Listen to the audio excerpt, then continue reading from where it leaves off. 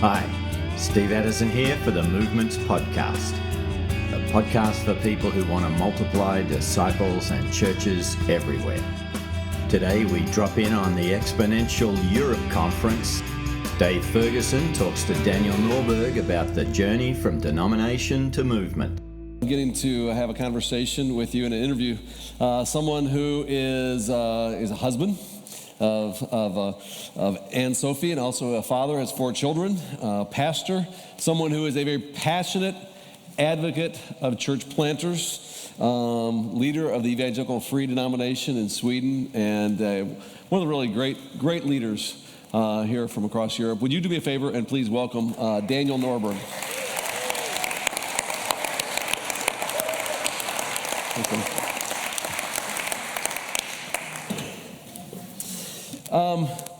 I would love for you to kind of start out just kind of telling your story, because as I understand it, a little bit, we've had a chance to kind of catch up and talk. You originally, you had no interest in being a pastor at all. No, am I right? No. So it was the most boring thing I could think about, you know. I grew up as a pastor's son, so, you know, I watched it from the inside, and of course, there were gold things in the church when I was growing up, but there were very few, I would say. So it was boring. Yeah. Church was boring, so becoming a pastor, not me, no. So becoming an ice hockey professional, yeah. Or perhaps a rock star, yeah. But not a pastor, no. And so when you finally did, talk a little about that, how you really came to the point where you're going like, no, this was God's call in my life. And then where God placed you wasn't exactly the most exciting, dynamic place. No. So we married. My wife is here today also. So Anne-Sophie is here, yeah. We married when we were 19, you know. 19. You guys were babies. Yeah. So, you know, and got 2 children, you know, and so life was, you know, busy. Yeah. But then I needed to do my military service for 1 year. And during that year, I had some guys, you know, who were, you know, burning for Christ. And we encouraged each other to read the Bible and to pray and so on. And during that year, you know, a lot of things came alive in my spirit. So, for example, when Anthony started here, the conference with Matthew 16 about the church that prevails against the gates of hell, that was one of the verses, you know, that, wow, is this church? Then I want to be a part of, you know, seeing that happen. So that was what happened. So after that, I signed up, sort of, and we signed up together, me and my wife. And so in the first church that, you got placed into, it was a small church, about how many people? Yeah, about 40 active people in the south of Sweden. And what was the demographic, the age group of that? Yeah, the most of them were retired people, old people, so we were sort of 2 more families than me and my wife, and then 2 singles in the church in Malmö. And of course, we and the leadership there, if God isn't doing anything sort of in 5 years, 10 years, the church will die. Right. And it was an old church founded in 1866. Wow. And I actually have a big fan club here from Sweden. So Sweden, stand up. Where's our Sweden contingency? Swedish. There we go. Hey, all right. And actually 3 of the pastors that are pastoring now in this church, Emmanuel Church in Malmö, are here also. So that's great, yeah. So really, so you moved into a situation where it was an older, I think by your own description, a dying church, about 40 people, but through God's grace and your leadership, it became a church planting church. Yeah. And so tell us how that happened. The interesting thing is that already before, I was 26 when we moved there, so a young guy. Yeah. But before we moved there, I got the sense that we will plant a new church. We will start planting churches. And you asked me yesterday, how come? Yeah. And we talked a little bit, and I was thinking about this tonight, you know, during the night. And well, probably, you know, you have the pioneer movement here in England and the Ichthus movement, and those influences, actually, we heard of them in Sweden, and our denomination picked up some of those. So we actually talked about church planting. So already, I would say after 1 year, in 1995, so I started in 94, 95, we started pioneering a church in Rosengård, an immigrant area. After some time, we sent 11 people from our church, and some of the best. And then we only were, I think we were at that time 110, 120 in the church. So we sent away 11, and that was significant. Yeah, significant for us. But the interesting thing was actually that it went 1 year, and then we were more than 120 after 1 year. So we actually became stronger through sending and planting this church. And that was when Daniel told me that yesterday. I think that's really a key point for us to land on too, because I mean, you did the thing in faith, saying, okay, we're going to send out our folks. We're sending out some of our best folks. And then God responds in faithfulness by actually sending you more people back. And your church actually grew. And I think for you, that was a real pivotal point for you in going really, not only knowing the right thing to do, but kind of really trusting God. Yeah, I mean, of course, it's also for the church. Yeah.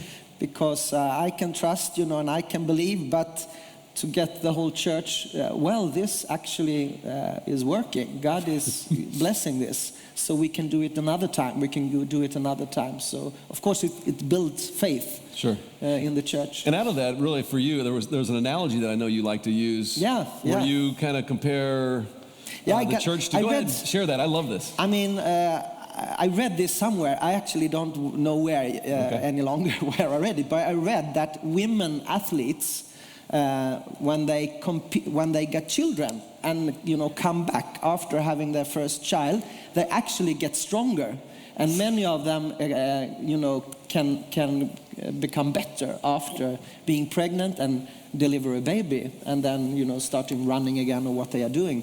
So that analogy I used quite a lot and said to the church, if we are birthing, if we are sending, if we are alive as a church, reproducing, then we will be more alive as a church. It's a win-win. Right. And that was really the first of then a series of church plants that came out of that local church. I mean, we can't boast of being a church planting or a reproducing church. So over 20 years, we took the initiative of planting 5 churches, but sort of 3 of them are still going, So it's a hard work and it's a lot of effort, but I mean, at least we are trying to obey God's command and doing what we think is right. Yeah. And one of the things we wanted to get to too was the idea of a church planting denomination. Yeah. And so in the last couple of years now, I think it was 3 years ago, you moved into a new role as the director of the Evangelical Free Church for the Church of Sweden. Back up just a little bit, because you weren't really sure about taking on that role. And there were some things that really God had to do, some remarkable things that God did reveal to you that made you say, yeah, this is something I ought to step into. Yeah, I mean, 20 years ago, I got this word from God about the local church. The local, as Bill Hybel says, the local church is the hope of the world. So that was, what I was living for, actually, and believing in. The local church can change the world. So then I got this question from the denomination, would you like to become the leader of the denomination? And, my response was, do I really believe in a denomination? If I don't do that, then I shouldn't lead it, That makes sense. So that was my first, sort of. So I needed to pray about that and, search God for that. And during that time, God showed me 1 Thessalonians chapter 1, the first 10 verses. That actually, when I was a local pastor, that has been those are remarkable verses for a local church. Mm-hmm. But then I read it now again in reflection about this new, position, and I realized this is more than just a local church. This is a movement. Yeah. So I looked and saw that, in 1 Thessalonians, we have actually the gospel comes to Thessalonians with not only words, but power and the fullness of the Holy Spirit. Mm-hmm.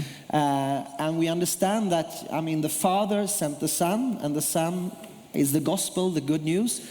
And Jesus transformed Saul of Tarsus, that became Paul. So you have a sending from the Father and a sending of Jesus with Paul. And then Paul, doesn't stop. Yeah. He, preached to Silas and Timotheus, and they become this apostolic team, and they are sent to Thessalonians. But they don't build a church, a local church, and are satisfied. Right. But we read there that they make the word known in the whole of Macedonia, the whole of Achaia, and all over the place. So when I read that and saw the sending, the movement in this text, I counted to perhaps 7 generations right. of sending through that text, and realized local church is amazing, but there is something more when you connect in a network, in a movement that one local church can't do. So then I realized, I felt the Lord speaking to me, this is what I want you to be a part of. To see this sending movement of local churches coming together, planting new churches, reaching out with the gospel. So then, okay, God. And so really when you said yes to being the director of the Evangelical Free Church of Sweden, you didn't really say yes to being the head of a denomination. You said yes. You said yes to saying, I want to provide leadership for a movement. Yeah. And of course, I have the chairman here of the board, so... But we also said yes to the denomination. Yes. So I need to be careful,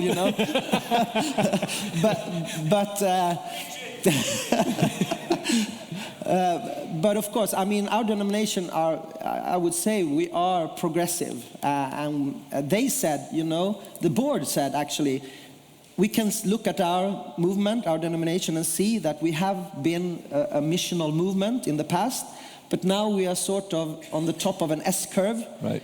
With a risk of plateauing and declining. Right. So Daniel, go for it, So actually for 6 months we put together a future group. So when I started, they didn't just say continue with things as usual. So we put together a future group, and for 6 months we asked all those questions. How does it look to be a denomination in this time, and to reach out with the gospel and to see a movement, both internationally, because we have a big international work, right. but also in Sweden. So the movement, the denomination has been awesome actually. So we actually took it to a point last year when we called together to a extra congress, a general assembly for all the churches, and we made them decide, or they decided with the Holy Spirit, that we now want to be a growing, dynamic movement of missional churches that plant new churches, train leaders, and serve the community. And that right there, what you just said, that is the new mission statement. Did you guys catch that? Say that again. Just so people that really sinks in. We want to be a growing, dynamic movement of missional churches that plant churches, train leaders, and serve the community. I think that's awesome. So. And all of us have been in church leadership long enough too, probably, to know that it's one thing to kind of go into a room and you put together the mission statement, but then there's also the strategy and then the implementation. So now you put together a strategy and you're embarking on the implementation part of this. Yeah. As we got to talk yesterday, I love the strategy that you're starting to put into place. So if you would, and I know we're fortunate enough here, we have a number of leaders here who are leading significant organizations, denominations, networks, churches. Talk about the strategy that you're actually putting into place. Yeah. So, as I said to you, we are just in the beginning of this. I know, but I still love it. So we don't know if this will work. It's faith. I think it's going to work. It's a faith adventure. And actually, when I met you at Leadership Learning Community with Anthony, and we had you on that, and I read your book, How You and Your Friends Can Start a Missional Movement, and that was awesome. I got inspiration from that. So what we are planning for and praying about is that how can we transform from being, institution of denomination to be more of a network? How can we do that transformation? And as we see it, we want to ask the question, what is God doing? where do we see life? We have 305 churches in Sweden, so when we look over Sweden, where in our churches do we see God is moving, God is doing things, and then identify those key leaders, identify those key churches, and sort of identify hubs and resource centers. So build networks around those and empower people and churches around those hubs. And so, if I get it right, you're looking for, change my terminology around, but you're looking for key kind of apostolic leaders where it's clear that God's already working through their ministry to create networks around them. Yeah. Now, and I think the strategy you're talking about is actually creating two different types of networks. Is that right? Yeah. So we actually identified we need both sort of geographical networks where people can connect in the area. I mean, sort of what you are doing here with Ivy Church and connecting in Manchester area and building relationships and empowering each other. So we need that. So we are just, preparing to see that happen. But we also want to identify gifts. God gave me this picture that as a local pastor, when you look at your church, you see spiritual gifts that God has given to persons. And as a pastor, you want to identify, encourage, release, and then God's kingdom will advance. And then I suddenly realized that God, you can think the same way about a movement, that God has actually put gifts on a church, on a body. And when you see that that's different flavor, different gifts, how can we come together and become a fuller expression of Christ's body in Sweden? So we see sort of thematic hubs or network also. So what might be an example of so I understand a geographic network or hub. What's a thematic network or hub? What would that look like, for example? Yeah, for example, we have a church in Linköping which has been very strong on international mission for many years back, and they have built up both gifts, and every summer they are sending 100 youths on mission trips. So they are sort of one of the best examples in our movement of sending and training for mission and building competence for international mission. So they had said yes in this thinking to become, together with others, to become a network of sending internationally and building competence. So instead of putting that resource in the denomination organization, with paid staff and so on, we identify that network and that church and say, you are that, together with us. Yeah. Well, let me ask you this too, and this is totally unscripted. Because it sounds like it would also be a lot more economically feasible too. Yeah, of course. So that was also driving point. And I have my economic. I mean, it seems like it's twofold. To me, it seems like it'd be more effective than centralizing everything. But also, it would be a lot less of a drain. Would be less costly too. Yeah, and of course, I mean, and economics speaks loud to people.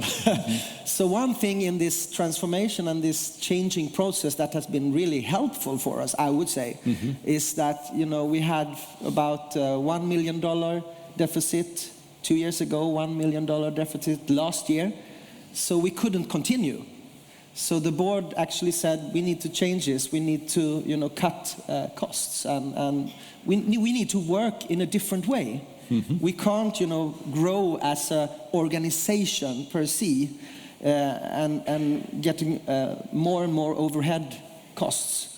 We need to decentralize. We need to see the whole body, the whole movement, serve each other, and the gifting that's there come together. So, yeah, we've gone from that to now we have a budget in balance this year. That's awesome. Yeah.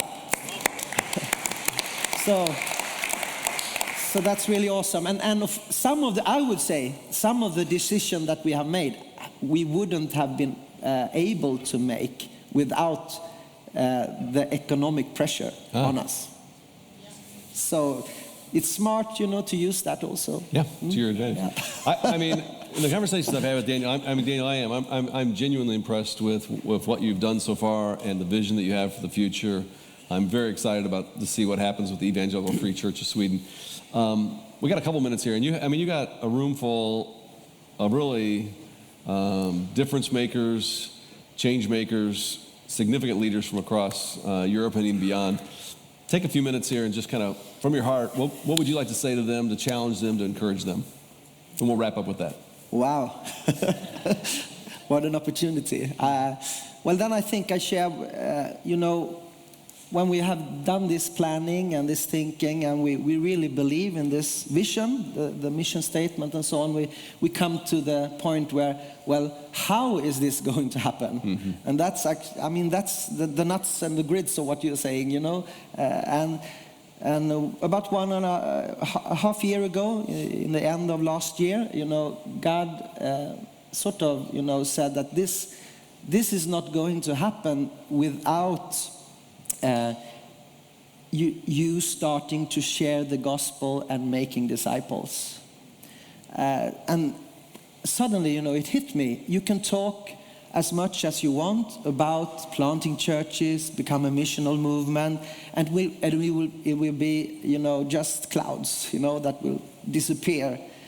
If we are not on the grassroots level are sharing the good news with people and making disciples. So then God challenged me, well, who are the best on those things? And that's why actually I made a phone call to Steve, Addison and Michelle and said, well, you are probably the best one I know of doing this that we need. So I think it's so important, how do we today share the gospel? Mm-hmm. And I went, so from that point, I started to ask all our pastors, all our leaders. I could ask you now, do we as pastors and leaders, do we really know how to share the gospel with our family, with our friends, with our neighbors, those we meet? And do we do it? The answer in Sweden is no, we don't really do it. We don't really know. And then, we need to learn how to do it. Mm-hmm. Otherwise, this will be just talks, this will be just leadership, buzz for us, but the kingdom won't come because it's the gospel. It's the gospel that has the power to transform. So, we need to do it, and we need to learn our people how to do it, how to share the gospel. And a new thing, and what Steve is doing and others doing. God said you need the best. If EFK or Evangelical Free Church in Sweden are going to make this happen, you need to get help from the best. So that's why I'm connecting with you guys and getting help. Yeah. So I leave that with you also. All right. Let's say thank you to Daniel very, very much. Thank you very much. Thank you. A big thanks to our friends at Exponential Europe for access to that interview. You can find out more about Exponential at exponential.org. You've been listening to the Movements Podcast. If you like what you've heard, you can rate us on iTunes. It's a big help. And you can find out more at movements.net.